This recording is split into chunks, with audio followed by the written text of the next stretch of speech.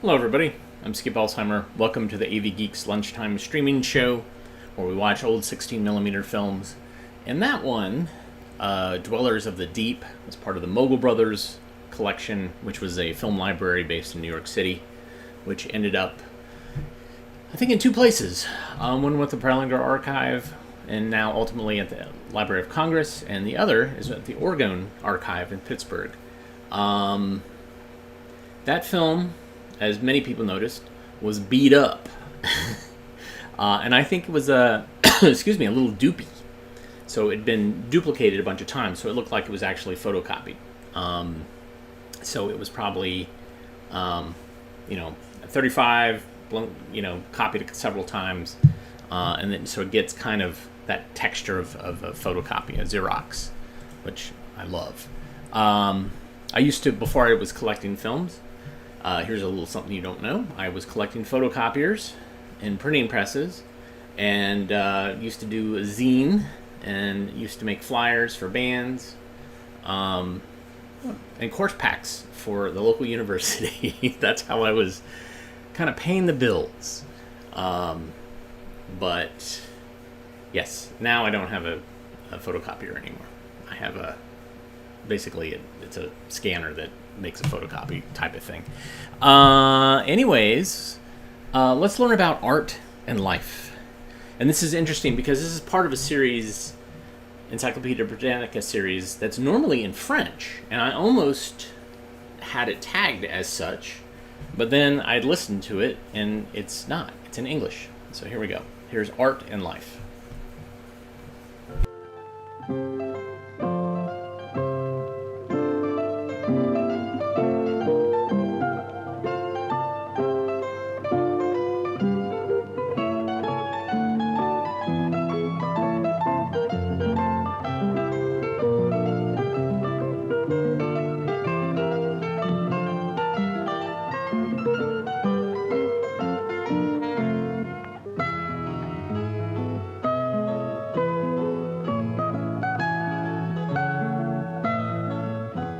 The following is an English-language version of the French film Art and Life.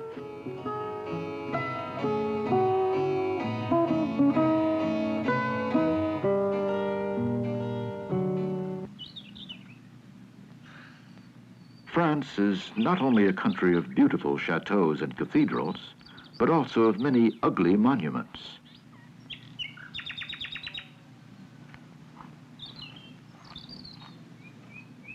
Usually, monuments to the dead are among the worst offenders.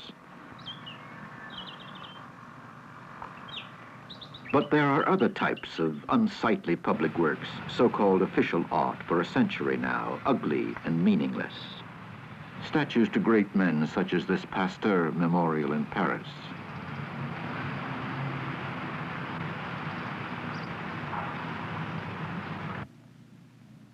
Or these decorative frescoes at the Sorbonne. In the same age that produced this conventional work, painters such as Paul Cézanne, Édouard Manet, Auguste Renoir, Edgar Degas, Paul Gauguin, Claude Monet, and others were painting the canvases that gave rise to contemporary art. Of course, today their works are honored in official museums.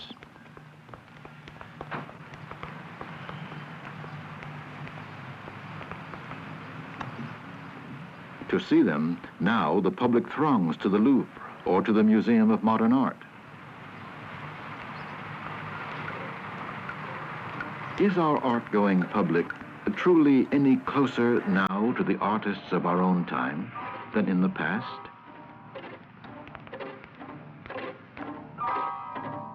In his studio, in solitude, the artist's aim is to create new forms, but he must also reach the public, attract them with his art. But how?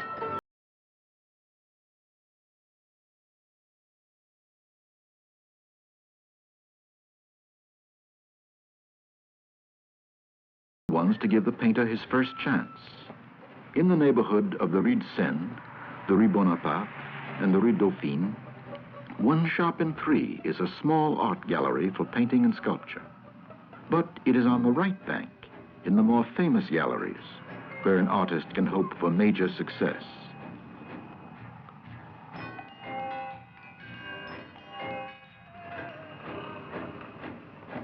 The ordinary public does not come to these openings. Rather, other artists and wealthy art lovers make up these select circles. The result in France is that the work of contemporary artists has become something of a luxury for a privileged few.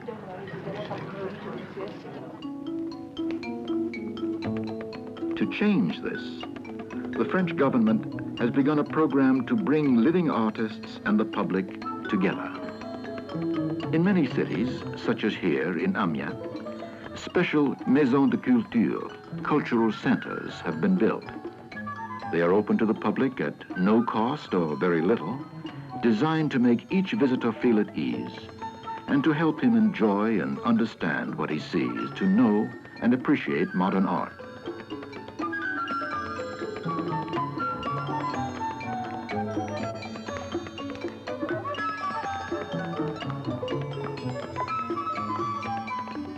On the day our cameras filmed these scenes, a large exhibit of tapestries was up.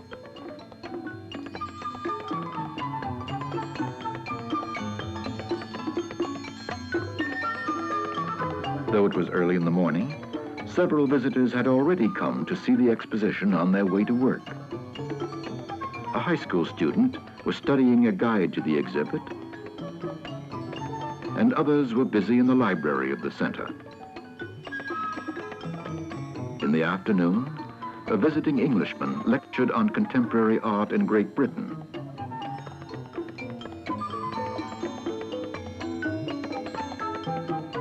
Elsewhere, other students, music lovers, were listening to records.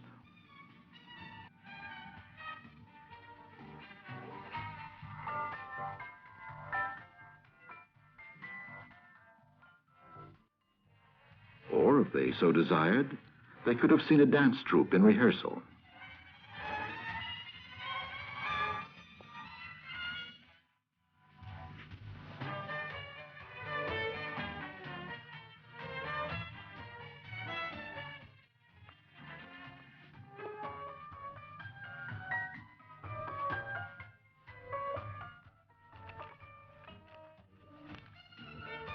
We filmed part of a new ballet, a combination of pantomime and dance.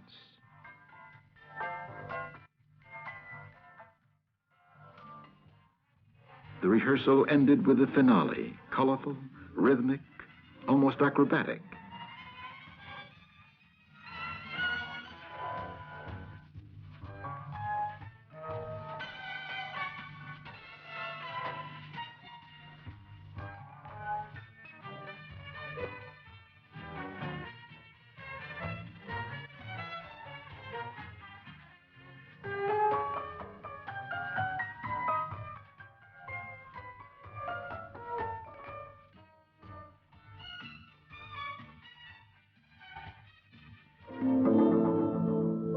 The same evening, the center's other theater presented a new play by a Latin American author, not well known in France before.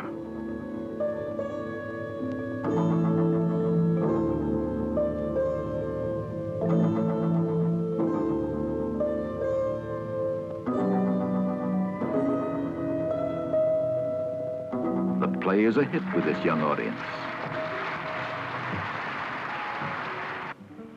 A few days later, we found ourselves on a beach in the south. No tourists anywhere, no sunbathers, just sculpture. A row of sculpture for a new city being built right before our eyes.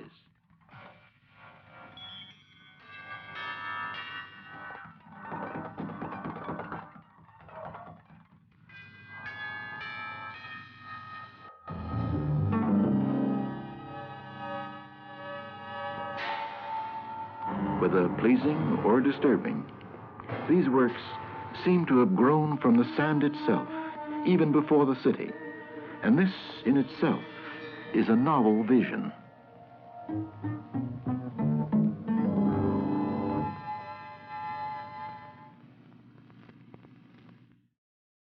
Just ends. Wow, that was fascinating. It is rare that I have seen a film like that that talks about public works as just being ugly, especially dead people. that was a change of pace, and I need to see if I might actually have the French version of that too, somewhere. Maybe I could show them together in stereo. All right, so behind me, I have a film scanner.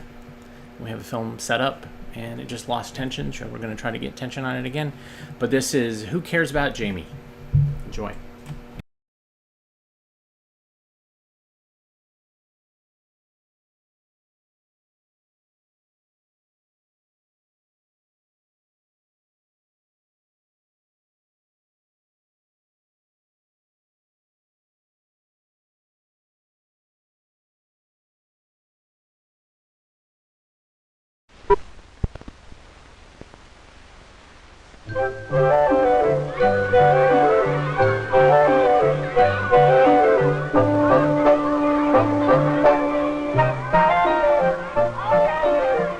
Children are such a joy.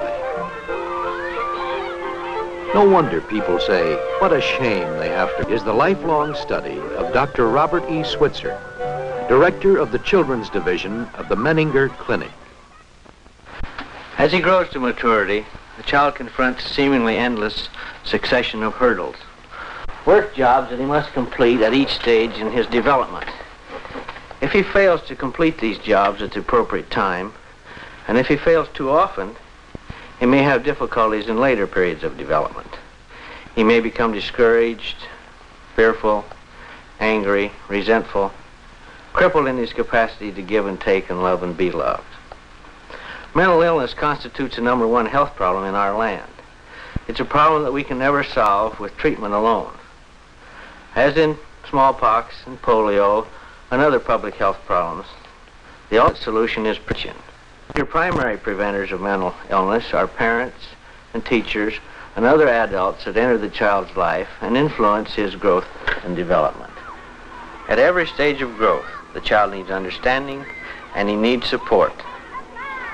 So it is our privilege and responsibility to make a positive contribution to the prevention of mental illness by helping him work through each task he confronts, and do it in such a way that we develop his capacity to cope with the stresses and strains that will plague him as long as he lives. In this short film, we seek to illustrate some of the kinds of hurdles the growing child must overcome, and give some insight into how adults, especially parents and teachers, can help. It's a very ordinary story about a few fairly typical hours in the life of a fairly typical boy, a boy named Jamie.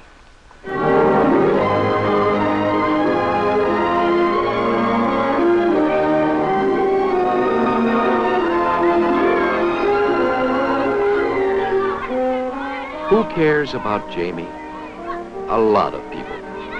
One person who cares is Jamie himself. In fact, he's his own major concern. He's done a lot of growing since he came on Earth. But there's still more growing to do. Much more. And Jamie is constantly self-impelled to get on with it. Yes, there's a lot of work to growing up. And Jamie still has so much of that work to do.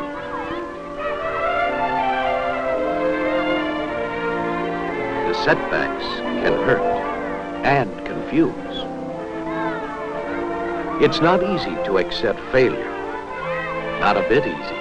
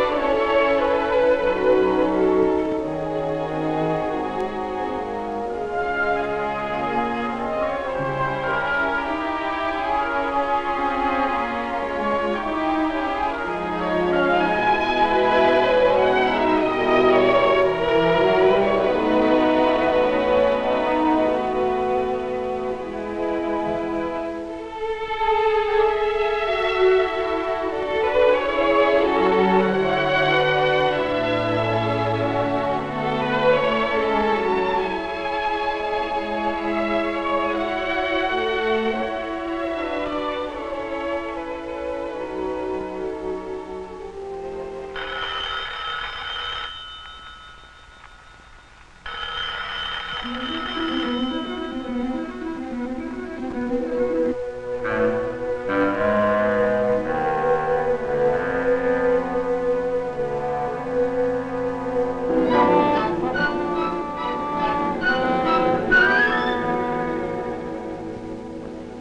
Jamie? What happened in school today? Did you...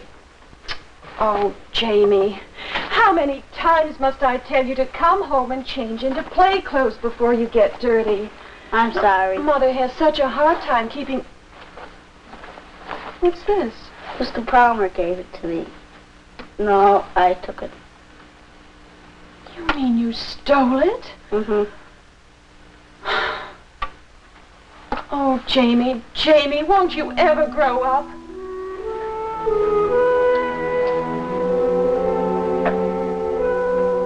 Yes, Jamie will grow up. That's exactly what he's doing. Exploring his environment. Experimenting in his relations with himself and with other people. The work that lies ahead of him runs the gamut of all man's experience on Earth, because it must provide a foundation on which to build an adult life of useful service. He needs help in gaining from this particular experience added strength to hurdle the next.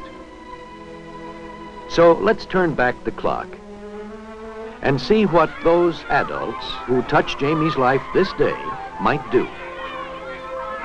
Here he is, just released from school. A package of pent-up energy bursting with the need to see, feel, dig, smell, taste, hear, explore, climb. Above all, the need to be more grown up today than he was yesterday. Who cares about Jamie?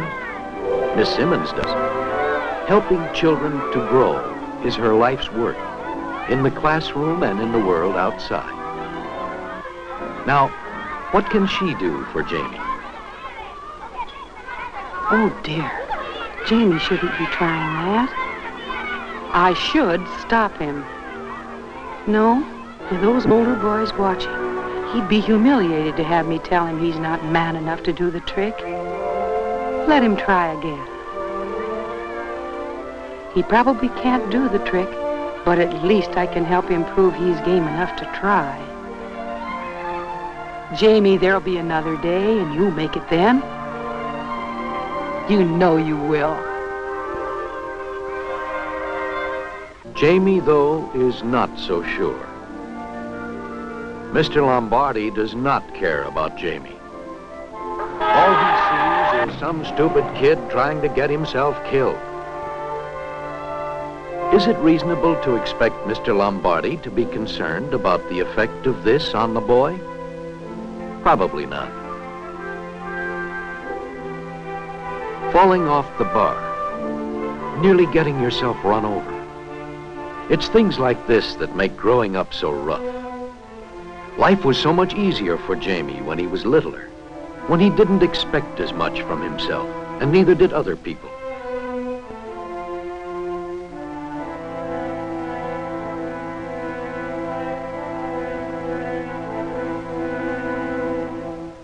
The policeman, what opportunities he has to influence the growth of children, for better or worse. Now, what do you do about a boy who's just about to eat a worm? Bark at him? Frighten him? Flaunt your authority? You could try diversionary tactics. Steer him into some more constructive activity. But maybe you can help him best by just standing there as a positive image of a grown-up man. That's what it's all about. Jamie's yen to be a grown-up man. And let him save face by pretending he had no thought of eating that worm. Now, won't Mother be mad about the mud on those pants? Jamie doesn't care. Or does he? Mother certainly cares. Jamie knows the family rule. He can change into older clothes and get as dirty as he likes. But school clothes, the can of oil, stolen from Mr. Palmer. Jamie's never done such a thing before. What's gotten into him? What made him do it? Those are good questions. Much better questions than who taught my boy to steal? Or what will the neighbors think? Jamie won't be able to offer any profound psychological explanation in terms of frustration, regression, and aggressive behavior. But Mother can piece together enough of the story to realize that the theft was a sudden impulsive act, an act which baffles Jamie most of all, and which he's made no attempt to conceal. Well, I'm really sorry things went wrong today, Jamie. But that's no excuse for what you did. Stealing is bad. We don't take things that don't belong to us. What are you gonna do? I wish I knew. You've got to learn to... Your father will be home soon. Now go up to your room and wait for him. He'll be mad. We'll see. No more talk now. Go on. Waiting till Father comes home. Is Mother passing the buck? Or does she truly sense this as a family crisis? One which must be dealt with as a family? She doesn't know. She's only doing what seems right at the moment. Right, not for herself, but for Jamie.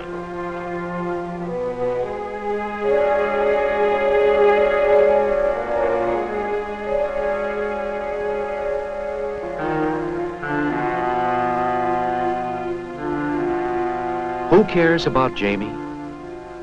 Father does. Home from work, he's walking headlong into a problem. Anybody home? Problems are a common occupational hazard of child rearing. But the problems are also opportunities, provided parents and children don't choose up sides, but align themselves on the same side, understanding what the problem really is and working it through. Oh, I don't know. I'm worried about Jamie. He came home with this in his pocket. What do you mean? Well, I don't know. Apparently everything had been going wrong for him today. So he walks into Mr. Palmer's and steals it. And I just don't know what we're going to do. Do? He's just going to take it back. Jamie! No, I mean about Jamie stealing things. Oh, no, wait. Jamie hasn't become a thief overnight. He just... Well, I'll tell you what it is that's bugging him. He's just fighting back. And I want him to fight back. He just doesn't know who or where or what to fight. I'm sorry, Dad. I know you are, son. And I don't think you wanted to do anything bad. But just the same, that's what you did. Now, you're going to have to take this back to Mr. Palmer and apologize. You mean alone? No, Jamie, not alone. By going with you, your father is trying to say these things. What you did was wrong.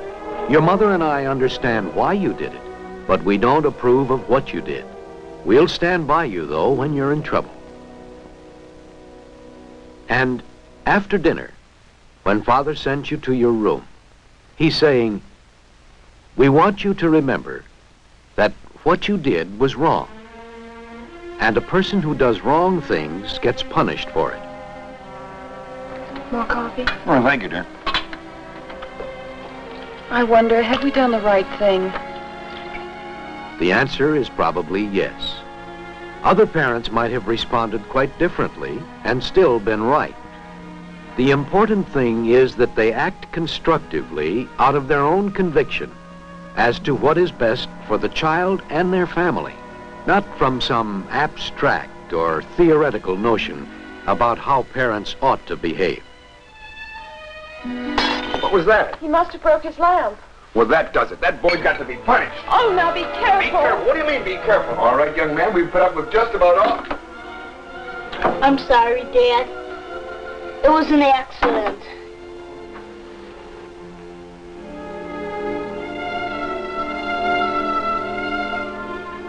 I know it was, Jamie. What's important? Punishing the boy further or establishing communication with him? Ever since school let out, the world has been against him. And no matter what Jamie has tried to do about it, it seems he's always done the wrong thing. He knows it's his fault. That's why he's mad at himself. The trouble is, he's just too little, and he wants to be so grown up. Help me, Dad. Help me to grow up.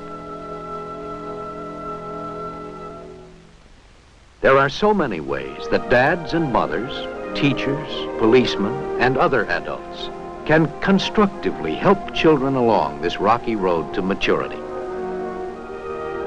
Making Jamie an equal partner in washing the car can help restore his sense of personal worth and help him identify with his father as the image of the grown-up man he's struggling to become.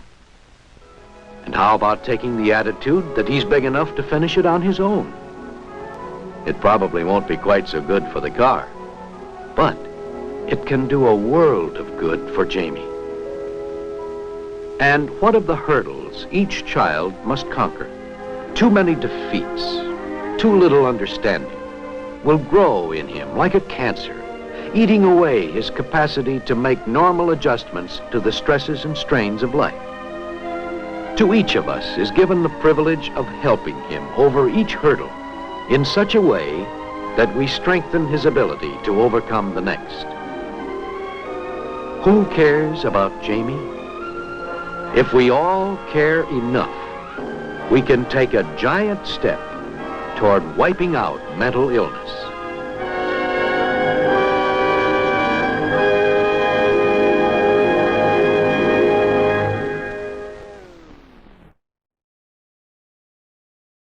But it was still pretty great. I like child development films from the 40s and 50s because they really are trying to help. They're trying to say, like, hey, you know, your kids, they absorb so much when they're kids as far as emotional support or lack of emotional support that you could help them out by supporting them. And they're going to make mistakes because they're kids, but yeah. And I wonder if films like this are being shown today. And this film probably was shown in child psychology classes and family living classes, which was what home economics became. Probably in two-year colleges or in college in general. I don't think this is shown to high school. Certainly not shown to little kids. All right, here we go. This is Aptitudes and Occupations, 2nd edition. Enjoy.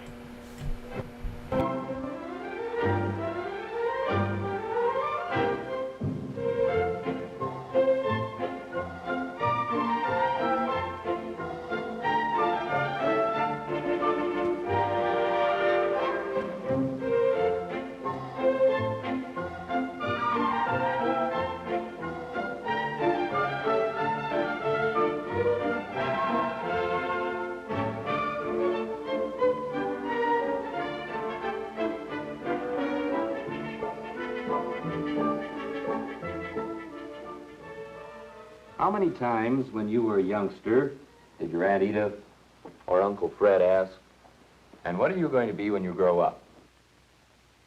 Well, you probably answered, I'm going to be a policeman, or a fireman, or an airline stewardess, or a ballerina. As youngsters, you see, we often think about jobs that are glamorous, or jobs that we can identify with parents or favorite relatives. Anyway, as we grew up, we began to think more realistically about occupations. Seeing space shots on TV, for example, may have started us thinking about careers in the sciences. A hospital stay may have opened our eyes to careers in medicine. Summer jobs may have triggered our interest in business careers. An interest in art might have led to considering art as a career. Books and magazines probably suggested dozens of occupations we'd never thought of. Archaeologist, chef, farmer, Construction worker. Our list of possible occupations grew over the years. Now, as your counselor, I thought we'd get together today to begin some really serious talking about this important matter, because it won't be long now until you'll have to make a start toward choosing an occupation. Okay, how do we go about making this choice? Well, probably the best way is to take a systematic inventory of scholastic achievements, aptitudes, and interests. Now, we take this inventory partly by using certain tests. I'd like to tell you something about them, and we can start. Yes, Mort? Suppose we haven't decided on the kind of occupation we like to follow. Will these tests help us choose one? Good question, Mort, and the answer is maybe. One thing the test will do is suggest occupations in which you may have some success. Of course, the test results are only one of the guides we use. Your grades in various subjects and your extracurricular interests and activities are also helpful. Anyway, once you're interested in a general occupational field or fields, there are some helpful references you can use. This one is very good. It's the Dictionary of Occupational Titles published by the United States government. Now, Volume 1 lists about 20,000 kinds of specialized work under several key occupations.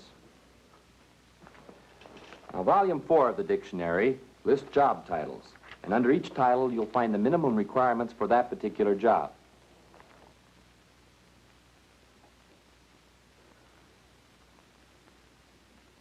Yes, Ann? Getting back to these tests, if we're almost sure about the kind of work we want to do, will they tell us how good we'll be in it? I mean, will we know how successful we'll be? Well, not entirely. Job success depends on too many other factors that can't be predicted. How you get along with the people you're working with, the organization of the company you're working for, and so forth. As a matter of fact, it's much easier to predict failure. Suppose Mike here picks an occupation, and his test scores indicate he's not suited to the work. Chances are, then, he's not. The point is, these tests can indicate occupations you're not suited for, and thus save you a lot of important time. Carl? Well, how do you know if you're suited to one kind of work or another? Well, that's really the basic problem. Generally speaking, you will have found an occupation in which you can probably make a good adjustment if you can answer yes to these three questions. Have I reached or can I reach the proper level of scholastic achievement the job requires? Do I have the aptitudes the job requires? Do I have the same general occupational interests as those who have been successful in the job?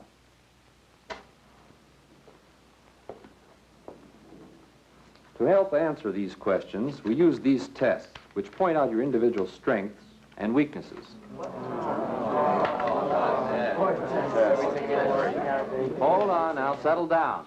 You don't pass these tests and you don't fail them.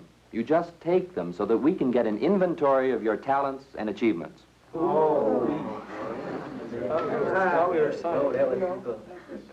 Everybody feel easier now? Yeah. All right, let's start with this test. It's a scholastic achievement test which helps us evaluate what you've learned in school all these years in the basic subjects: mathematics, science, and language arts. By measuring what you've learned, we can relate your score to the level of school training required for a particular occupation. Now, generally, this kind of test is made up of multiple choice questions like this. To make these tests, trained researchers check the course materials used in schools to identify the basic information that's being taught. Then experienced educators wrote questions covering each school subject at various grade levels. Test answers are processed and precisely scored. The scores are recorded. They indicate your present scholastic achievement. High scores may mean good adjustment in such occupations as school teacher, mathematician, or scientist.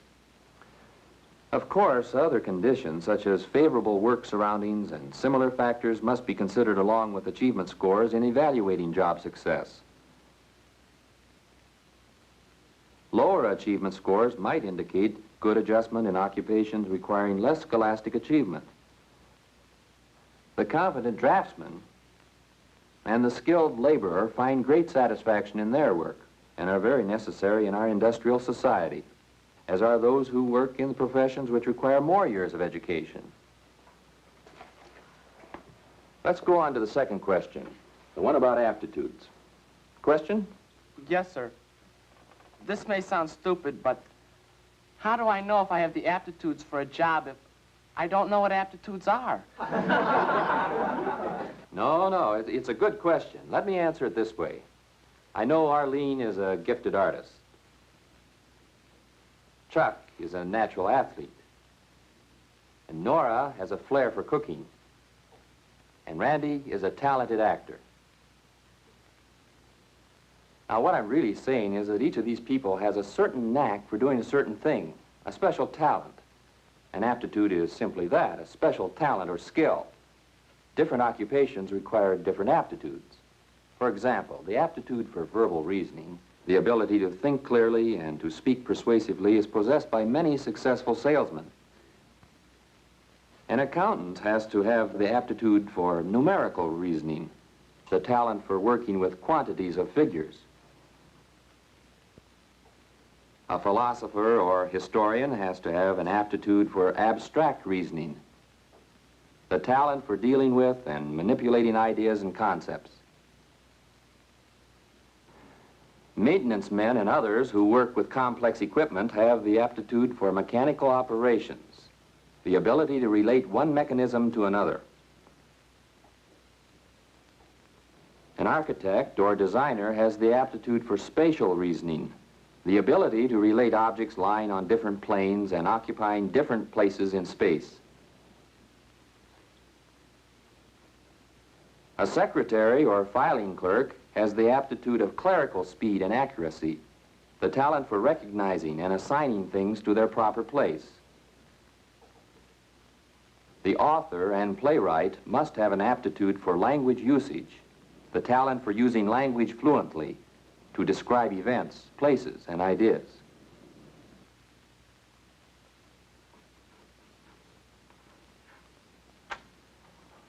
These, then, are the basic aptitudes.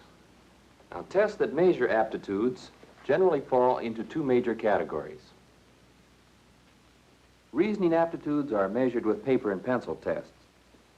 Each test, such as this one for spatial reasoning, includes many problems. In this example, the student is being asked to think how this figure will look if folded along the dotted lines. Will it look like this, this, this, or this? Mechanical aptitudes are measured with certain kinds of apparatus. In this test, objects of different shapes and sizes are sorted into spaces on a form board. Now, your aptitude test scores are a measurement we can use to match your aptitudes with those required for the occupation you've chosen or are thinking about. They're also a guide for selecting an occupation. Every bit as important as aptitudes are interests. Let's define that word, interest. We all know Sheldon here is a real baseball fan. If his scholastic achievement and aptitudes indicated, he'd probably make a good adjustment to being a baseball reporter because he's interested in baseball. He'd probably make a better adjustment than Bob, who goes to a game occasionally, and a much better adjustment than Tom, who doesn't like baseball at all. There's a direct relationship between a person's interests and the satisfaction he gets out of his job. In other words, people work better at things they're interested in.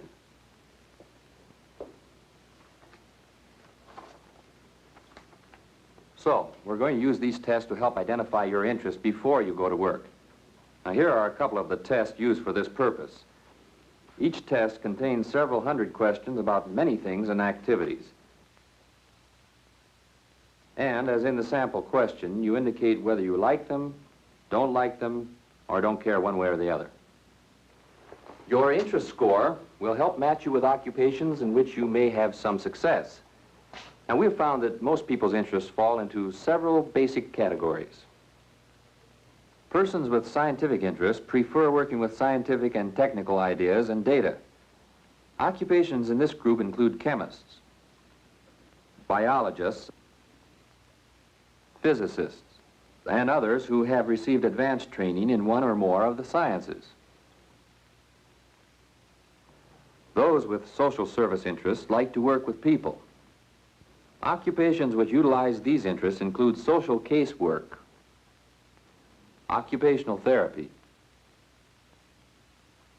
and the ministry. Persons with verbal interests are generally concerned with written language. Occupations utilizing this interest include that of lawyer, journalist, and advertising copywriter.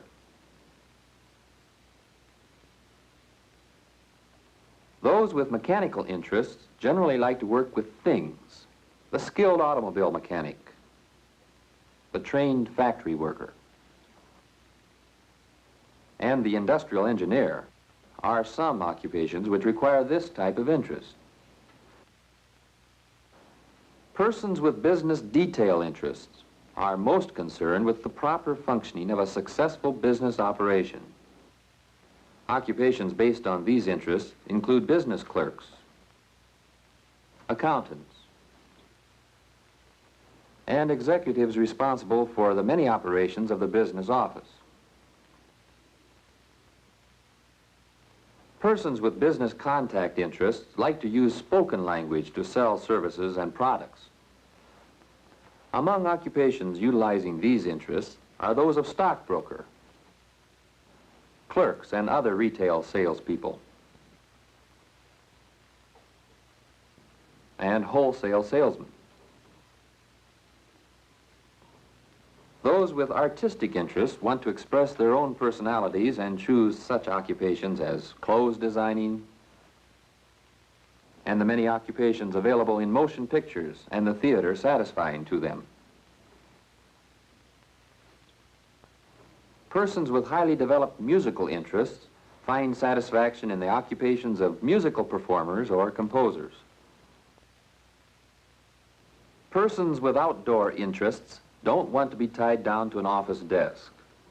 For people with such interests, there's a wide range of occupations.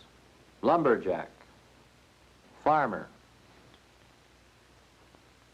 and expert in animal husbandry, among hundreds of others.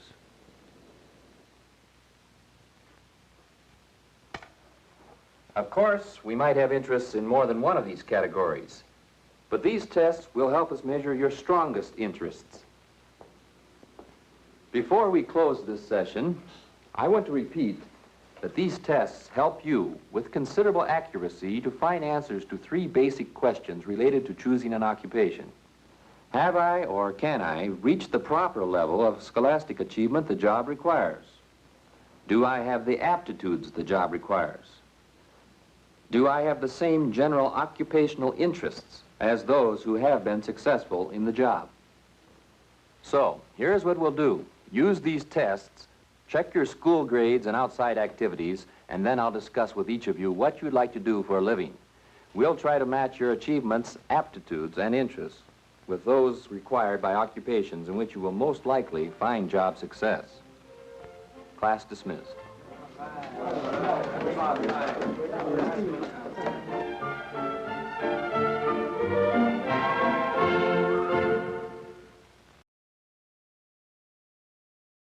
Like the ASVAB, which we've shown some films about, which is the Armed Services Vocational Aptitude Battery, which I took in high school, and some of you probably took. I can't remember what I was supposed to be good at. Maybe it was computers, maybe it was languages, I can't remember. Certainly not showing you old 16mm films. That wasn't something that was considered a career. But here I am, doing it. If you like what you saw, please hit the like button, the thumbs up button. You can also donate to patreon.com/avgeeks or buy us coffee at ko-fi.com/avgeeks. Let's learn about Puerto Rico. Enjoy.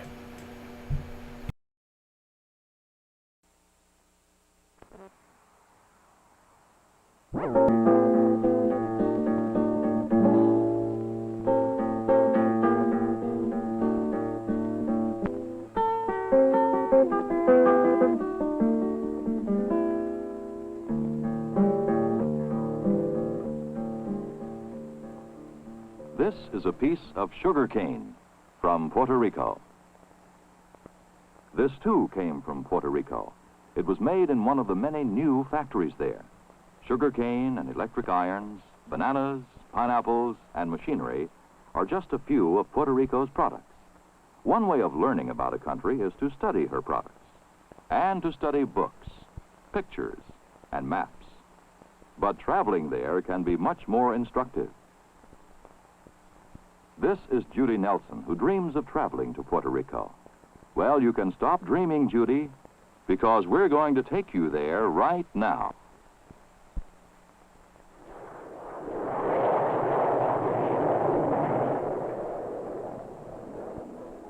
"1,600 miles southeast of New York City, in the heart of the West Indies, where the Atlantic Ocean meets the Caribbean Sea, there is a lovely semi-tropical island, Puerto Rico, a land of sandy beaches, palm trees, and clear, sparkling water. A land of rolling countryside and lofty mountains, of sugarcane fields, industries, farms, cities, small towns, and churches, and people, many people.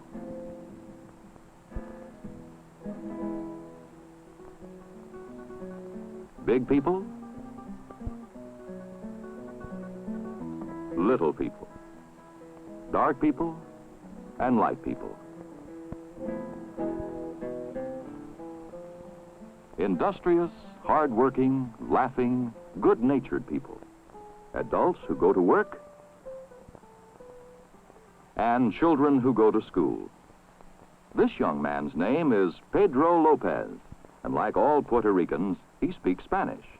He also speaks English because English is taught in all the schools. Buenos dias.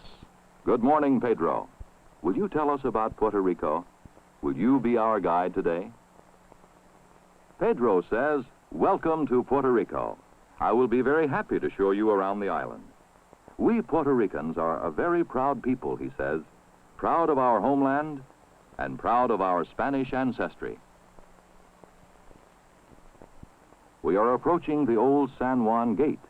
This was the main entrance to the city of San Juan more than 300 years ago. Today, San Juan is a thriving modern metropolis, the capital of Puerto Rico.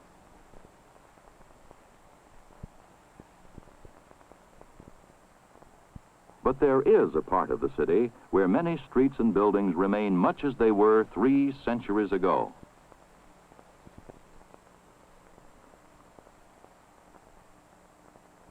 This is a square in the old part of the city honoring Christopher Columbus, who discovered Puerto Rico on his second voyage to the New World in 1493. Columbus claimed the island for Spain. Because of its location and excellent harbor on the northern coast, Puerto Rico became an outpost of the Spanish Empire, and the city of San Juan was attacked many times by the British, the French, and the Dutch.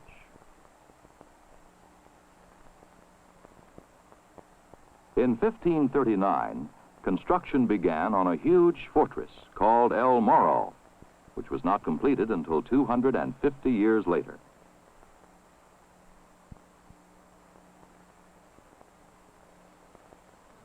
From El Morro's high walls overlooking the sea, soldiers stationed in sentry boxes could watch for approaching enemy ships.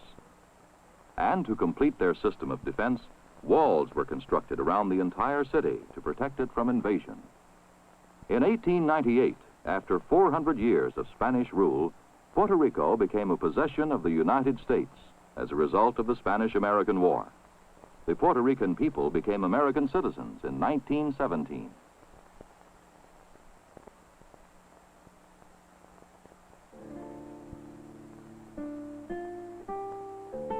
During the years before the Second World War, Puerto Rico was a country with practically no industries and few natural resources.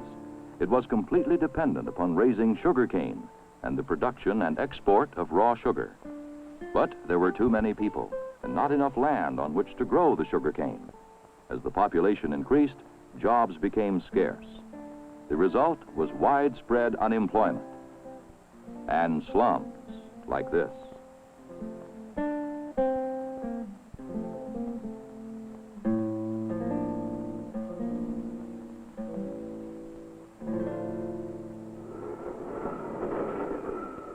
Then, in the 1940s, Puerto Rico took a giant step forward. Realizing that the people could no longer exist on agriculture alone, the Puerto Rican government created an agency known as Fomento, the Spanish word for development. The purpose of the agency was to develop new industry in Puerto Rico, thus to provide more jobs, better income, and a higher standard of living.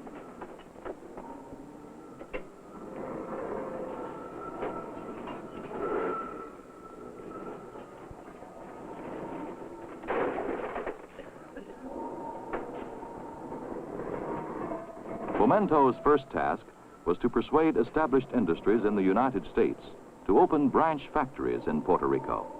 These industries created new jobs for Puerto Ricans, first in the construction of factories and later in the factories themselves.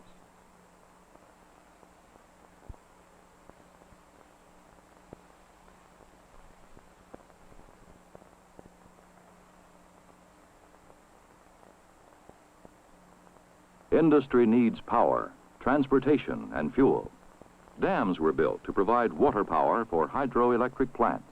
Electricity is now cheap and plentiful. Modern highways enable people and materials to be transported swiftly throughout the island. Puerto Rico's new oil refineries process crude oil for fuel. And most important of all, industry has discovered one of Puerto Rico's best natural resources, the people. Efficient workers who like their jobs and are proud to be a part of the new Puerto Rico. People who have chosen a new way of life and made it work. Their industrial program is often called Operation Bootstrap.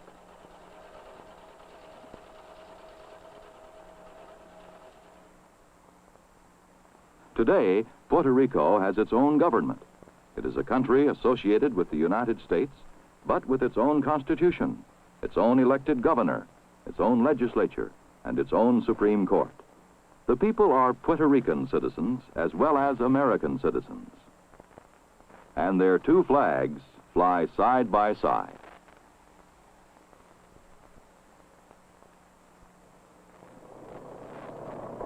In its plan for the development of Puerto Rico, the government did not overlook the great importance of agriculture. Farmers are being taught new, improved methods of planting and cultivating. They are encouraged to grow a wider variety of crops. The abundant rainfall and year-round warm climate give the island an unusual opportunity for such variation in planting. Pineapple is an important crop. More dairy and livestock farms are meeting the needs of the local population for fresh meat and dairy products. But sugar cane is still the most important agricultural product. When the cane is ripe, in almost every rural area on the island, you will see men first burning the underbrush and then cutting the cane.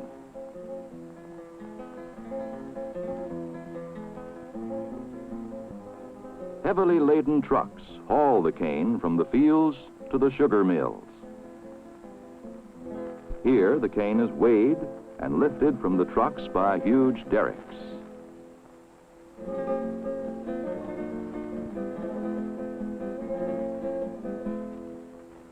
Then the sugar cane is carried by conveyor belts to the great chopping machines and finally processed into raw sugar.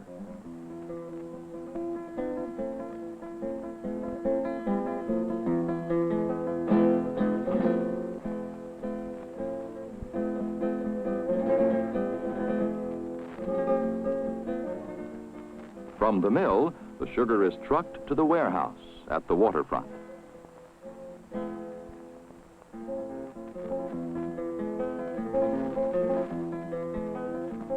Conveyor belts lift the sugar high into the air and then through tubes and pipes into the holds of the waiting ships. This is called bulk sugar loading. Over 1 million tons of sugar are exported to the United States each year for further refining.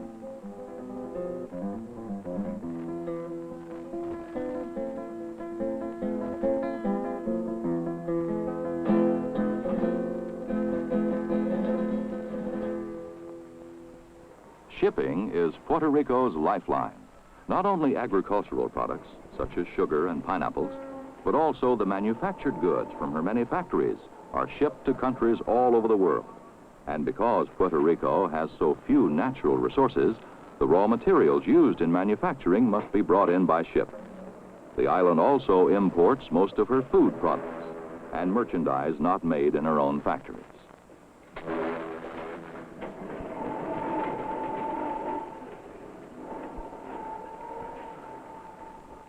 Although not endowed with great ore deposits or vast timberlands, Puerto Rico does have another natural resource, a year-round, warm, sunny climate, and miles of sandy beaches fanned by the gentle trade winds. Knowing that tourists would appreciate this ideal vacation land, Fomento helps to build hotels to accommodate the thousands of visitors who now come to Puerto Rico every year. There are many tourist attractions in addition to the sunny beaches, historic sites that recall the days of pirates and Spanish treasure. Quaint streets within the old walled city.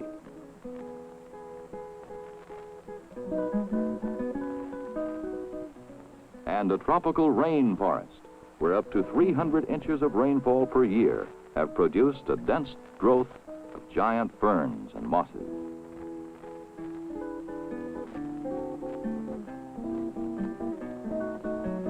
Tropical wildflowers.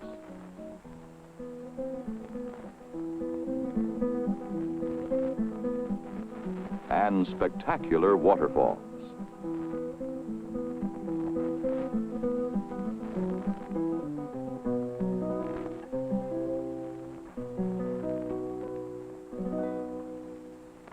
As an example of an underdeveloped land that is going through an industrial revolution without violence and without communism, Puerto Rico has been called a showcase of America. The growth of industry, agriculture, and the tourist trade is raising the standard of living. A pure water supply system, sanitary sewage disposal, and public health centers like this one have contributed to the better health and well-being of the people. Malaria and tuberculosis have been practically wiped out. Public health centers provide medical and dental treatment and give general health information and advice. The government is cleaning up the slums and replacing them with modern apartment houses. Many families receive loans from the government to build their own homes with the help of neighbors. This is the famous self-help program.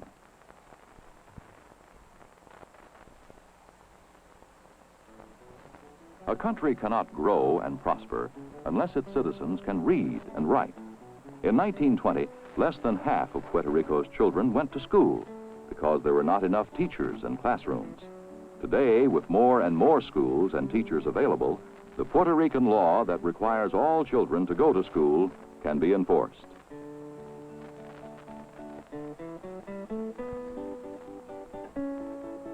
This is the school that Pedro Lopez attends. Pedro became so interested in showing Judy the wonderful changes that are taking place in Puerto Rico that he is now late for school. But his teacher doesn't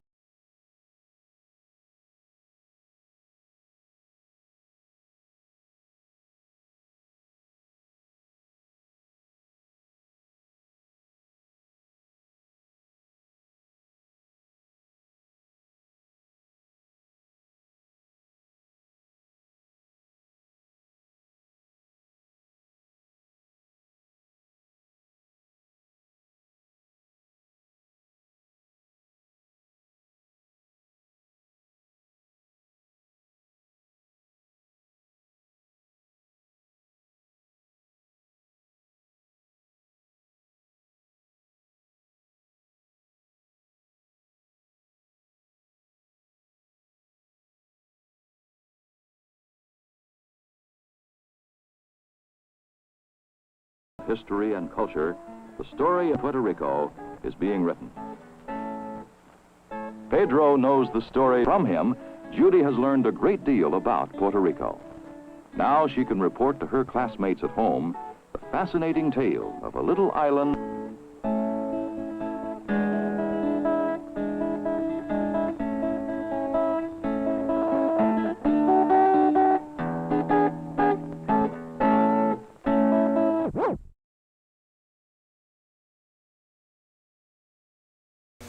So that got a little splicey at the end and at the beginning. That's normally what happens. Leonard Peck did, I believe, Squeak the Squirrel, among some other great educational films.